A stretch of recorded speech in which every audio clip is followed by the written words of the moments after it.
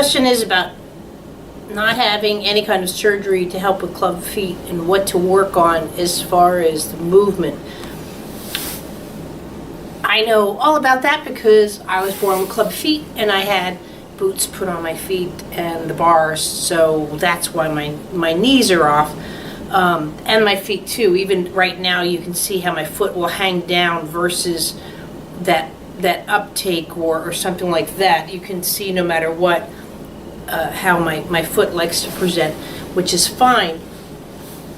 But what people don't understand is not so much the pressure points through the foot, but how the foot connects into the stand.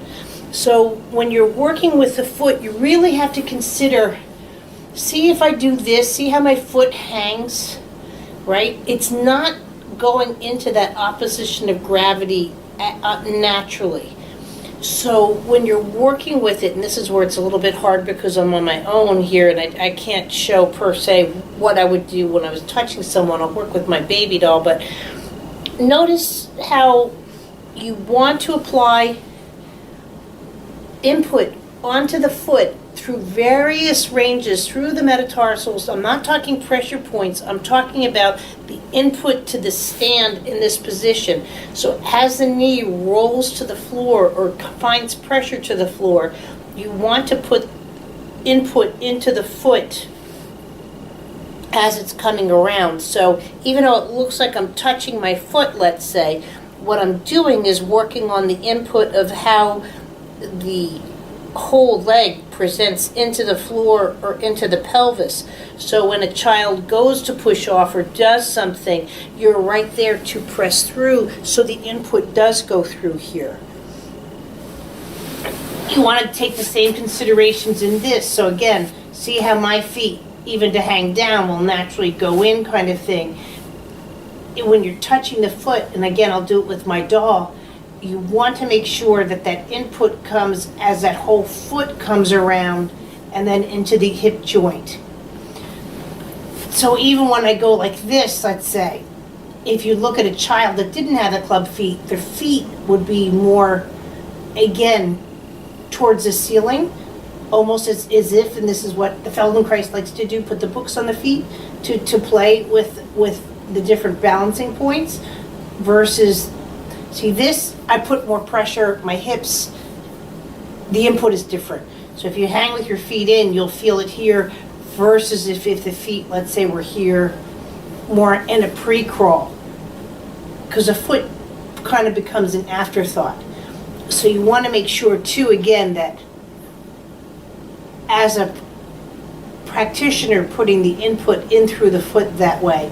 But at the same time too, and this is a trick or a process that I use that people don't see that often, as they go to push out, you want to apply that same kind of pressure here, because when I go to, let's say, sit up or do things, it's that pressure. A baby is learning how to oppose gravity at 14.7 pounds per square inch. We don't feel it anymore because we're so used to that pressure of gravity, but they're actually, in a sense, as if there's, like, if I had a giant bubble or a saran wrap, I'm feeling that kind of pressure going through there. You want to allow that pressure, because with the club foot, what they're going to do is this. And see, I'm not getting the spinal input and into the system as I would as if the foot was going out, let's say. And I'll just show you quickly a little bit on Madison. So even the doll here lays with the foot straight.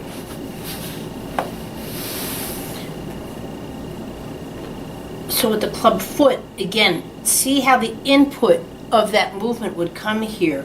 You want to come in here and redirect so that rotation is quite clear, but going into that hip. And then as the child too pushes back at you, that's where that key is. You want to offer not total resistance, so they shoot off this way. You want to do it when they go to push down again, that you're there offering some kind of resistance. I do this kind of thing, especially, let's say, if I'm working with high-end performers like an ice skater and stuff. Most people, when they go on their toes, will fall to the ground. there's a way of controlling ballerinas, all of this, horsemanship need this, where that control of the force of the foot coming to the floor is just as significant as going off the floor. An immature foot or just an average person only thinks of going up. Down is a fall.